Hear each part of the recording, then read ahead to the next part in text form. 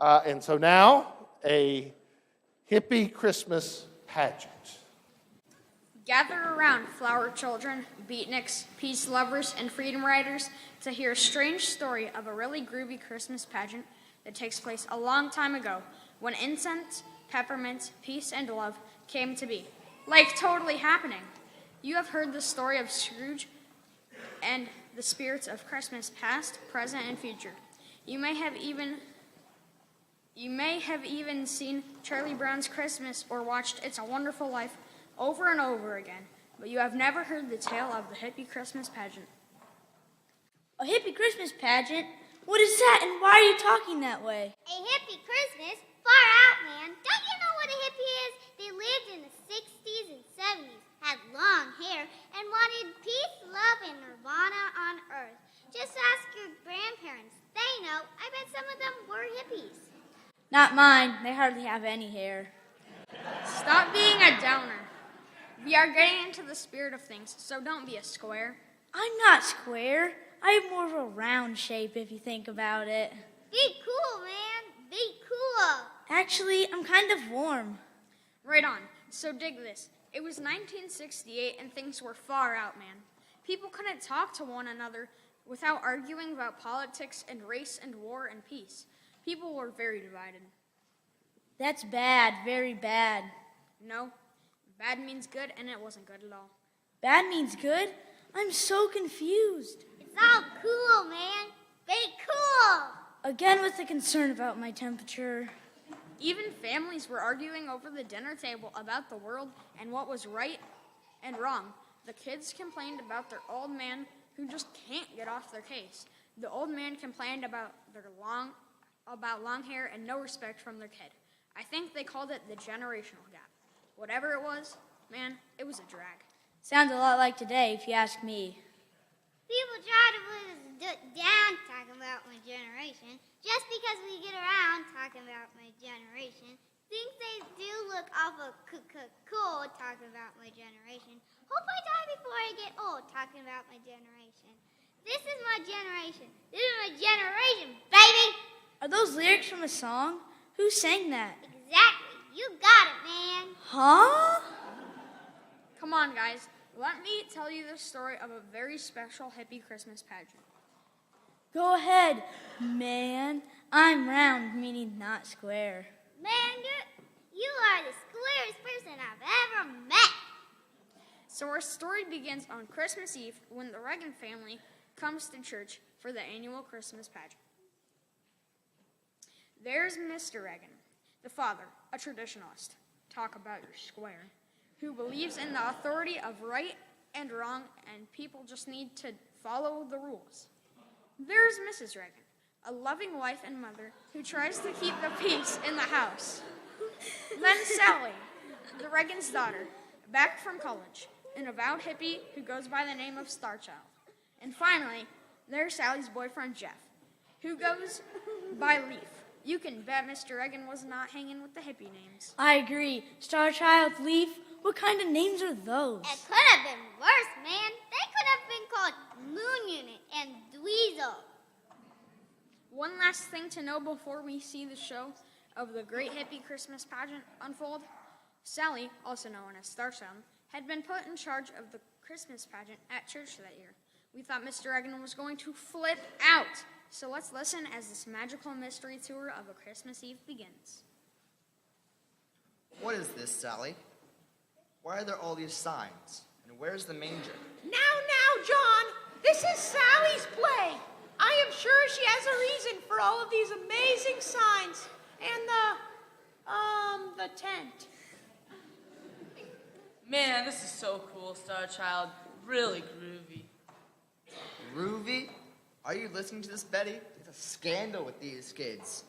And God help me, don't tell me that sign says Woodstock. Far out, man. Dad, it's an interpretation of the Christmas story. It's a new way to see the birth of Jesus. Woodstock is a very spiritual place. Woodstock. I remember, man. This is super groovy. The Lord Jesus was not born at a concert with a bunch of lazy hippies lagging about. Out of sight, man. Well, Well, if you think about it, there was supposed to be a lot of music and singing. Sally, what was wrong with the old way? You know the way we've seen every year since the birth of Jesus, where people spoke the King's English and did what they were told? Now, John, I am sure this is going to be very lovely. And aren't the costumes very pretty? Give it a chance, Dad. This will be fun, and you might actually learn something. This is the church Christmas pageant. You're supposed to be correct, not groovy. And you're definitely not supposed to have fun. Come now, honey. Let's just give it a chance.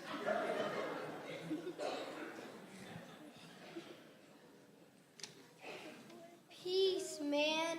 Well, what do you two beautiful children of the sun want this groovy day? Peace, brother. Are you the organizer for Woodstock? The man told us we had to leave where we were living and hit the road. We came here. This place is really groovy, and I like the vibes. Is there a place we can crash? As you can see, I'm rather pregnant.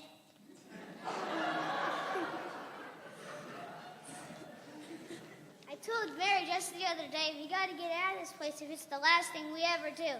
We gotta get out of this place, because there's a better life for me and you. That's heavy, man. So sorry, but you can see that we are full up. I do have a small tent out back you could use. It's kind of out of the way, but it should work. If you have any trouble, see those cats over there? They're bouncers. They can help you out. They kind of shepherd everyone around here. That's cool, man. Thanks. Okay, let me get this straight. Your Christmas pageant has Jesus being born in a tent at Woodstock. Joseph and Mary are a couple of hippies who run from the man, and the shepherds are a bunch of bouncers. Tell me one reason why I should stay and watch this. I know, man. This is super groovy. Now, honey, I actually think this is getting kind of interesting. It's an interpretation, Dad. Did the preacher know you were going to do this? Can actually help me write it. So cool, man. So cool. I knew we should have gotten rid of him. I suspected he was a peace-snake hippie underneath that collar, robe. Hang loose, Daddy-O. The flower children are about to announce the birth of Jesus to the shepherds. To the bouncers.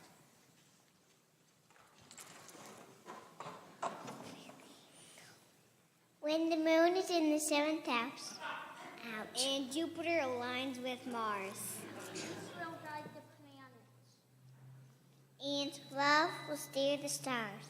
This is the dawning of an age of Aquarius. This is the age of Aquarius, for tonight a child is born.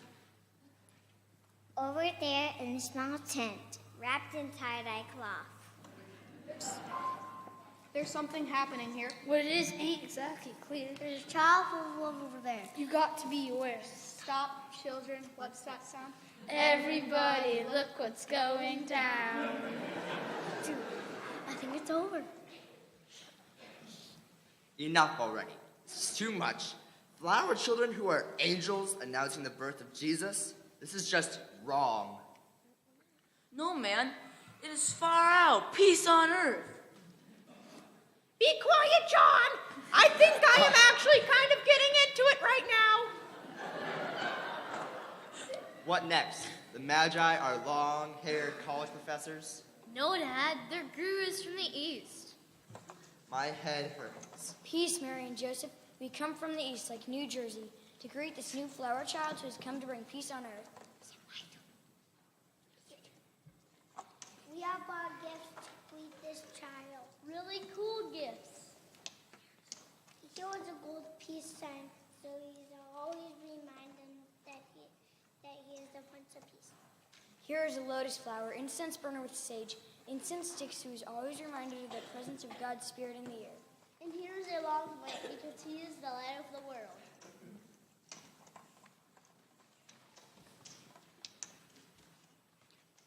Enough. This is just scandalous. It isn't cool. Right. Gifts of gold peace sign, incense burners and lava lamps, flower children as angels, bouncers as shepherds, and Woodstock. Woodstock as Bethlehem, It's too much. I can't take it anymore. And Star Child, Sally, we've gone too far this time. Is nothing sacred to you anymore? All this talk of peace and love? Mary, Joseph, and Jesus were good, upstanding Jews. And this? It's just heresy. Actually, Mr. R., Sally's interpretation is a fair deconstruction of the mythology of the story, capturing the essence of the revolutionary elements implied in the representation of those considered outside the norm of their society. Huh? In fact, at different points in history, the Christmas story has become an instrument of ideology, challenging the patriarchal and authoritarian systems that would make the war the condition for the peasants. What the heck did you just say? The birth of Jesus has and will always be a dialectical narrative to the power elite and their oppression of the disenfranchised, such as women and the poor. Star Child's interpretation fits within a long line of interpretations in the history that have offered hope for those who yearn for peace. Forgot to tell you, Jeff has a double major in political science and a history with a focus on religion. Cool, right? Just groovy, man. Groovy indeed. The message of hope, peace, and love through the birth story of Jesus told right here through the tale of the Hippie Christmas pageant. You are absolutely right, man. It was out of sight. Stay cool. So before we split, let's wrap this up with some boss words and tune from the Pageant Lennon.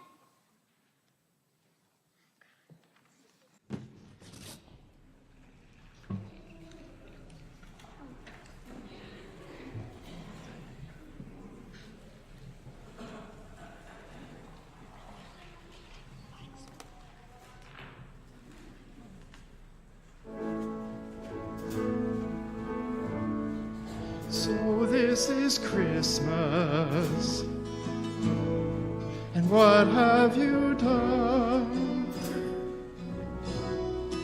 Another year over, a new one just begun. And so this is Christmas, I hope you have fun.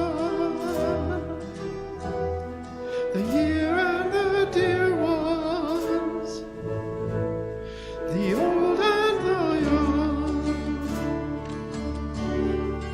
Merry Christmas And a happy new year. Let's hope it's a good one, without any fear. Merry Christmas. Happy New Year. Let's hope it's a good one. Without any fear. And so this is Christmas, the weak and the strong, rich and the poor. The road is so long, and so happy Christmas, for black and for white, for yellow and red ones. Let's stop all the fight. Christmas. Happy New Year. Let's hope it's a good one, without any fear.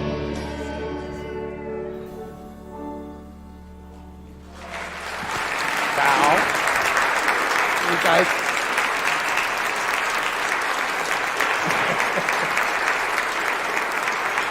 So you guys go back to your seats.